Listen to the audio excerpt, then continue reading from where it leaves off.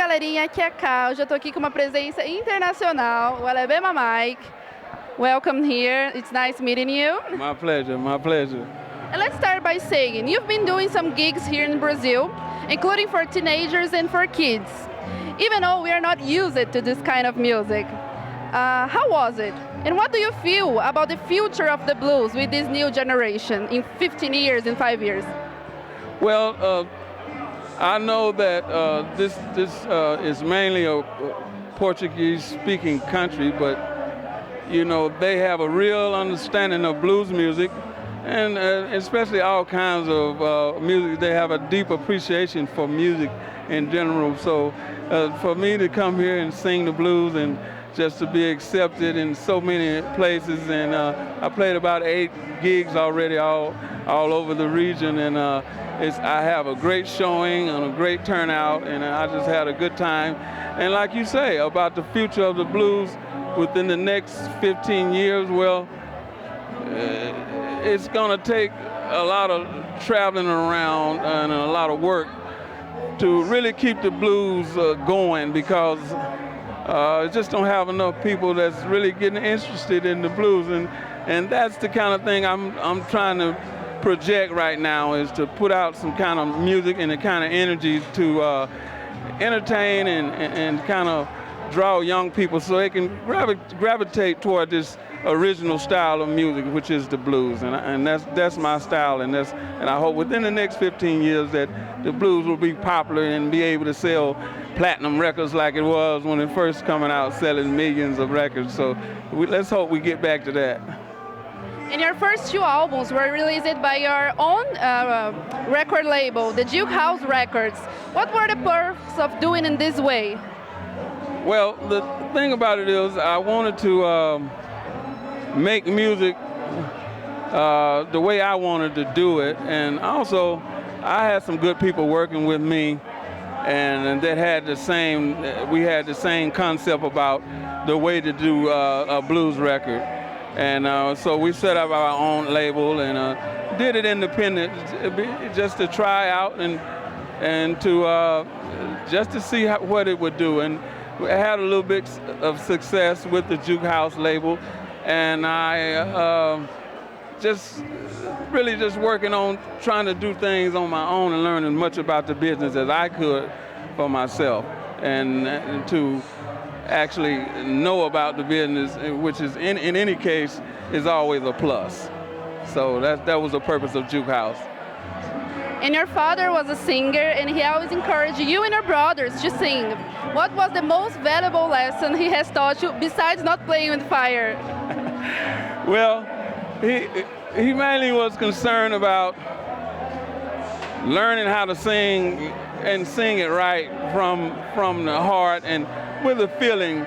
And he never pushed us to sing, but he put us in the environment to where, you know, if we wanted to take advantage of it and really wanted to do it, we had the opportunity to learn from him.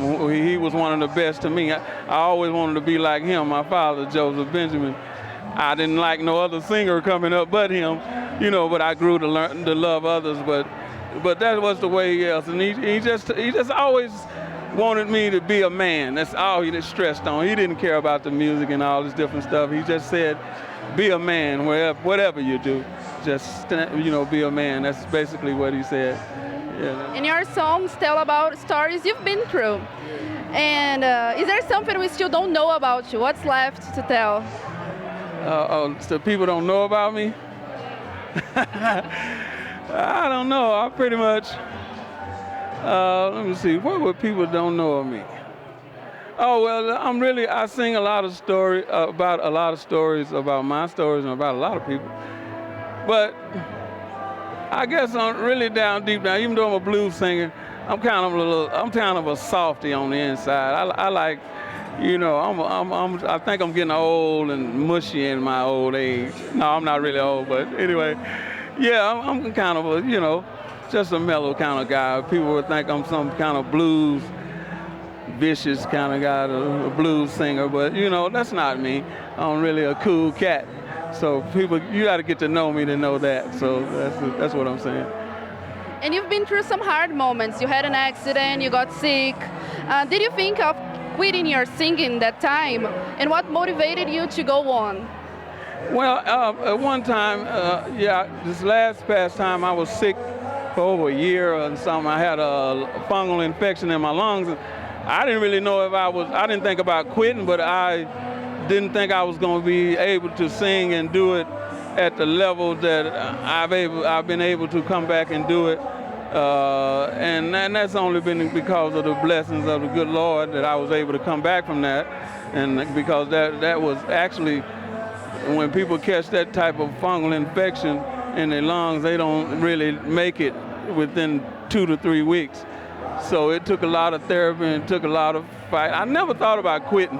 Even though I was sick, I was still kind of trying to do gigs and different stuff, because when you're going through something, you have to stay close to normal as you possibly can. If not, your body will start failing. So I figure, going through that, it's been able to give me the strength to do a whole lot of other things, like come to Brazil and meet nice people and be here having an interview with you. I'm enjoying it. I'm taking it all in, and I'm really excited about it. You're so good in what you do that you're compared to some of the big names of the fifth decade. So do you like this kind of comparison? Well, yeah, because it's good to know that, that I'm, because since the blues is the format and the way that I choose to channel my stories and express myself, I like to know I'm still within, the framework, and within the, the concept of the blues, because I love the blues. I wouldn't want to be getting too far out there, because a lot of times these days it's hard to find pure blues. Everything you hear is fused with something else. It's a blues fused with rock, rock fused with this and that and whatever. But to stay true to the form that those guys did, but you got to realize that music that they did then, it was for their time. And the music that I want to do now is modern, and the messages are for modern, and it's for this time, but within the same, framework of what is called the blues. So that's it. Besides being part of who you are, what's the first thing that comes to your mind when I say Alabama? Alabama, that's my home. So, when you say Alabama, that's home. That brings about a whole lot of memories, you know what I mean?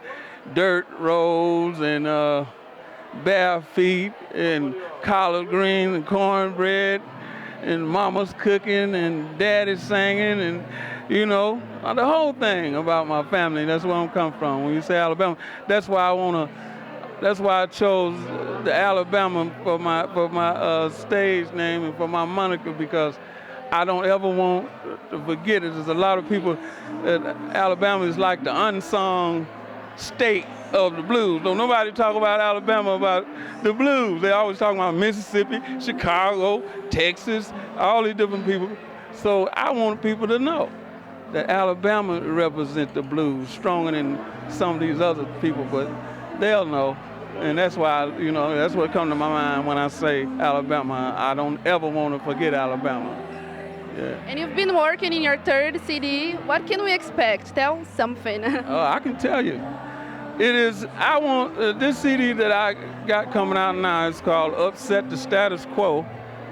And the reason I kind of picked that for the title is because, like we was just talked about, it's a modern style of blues, and it's on the Juke House label again.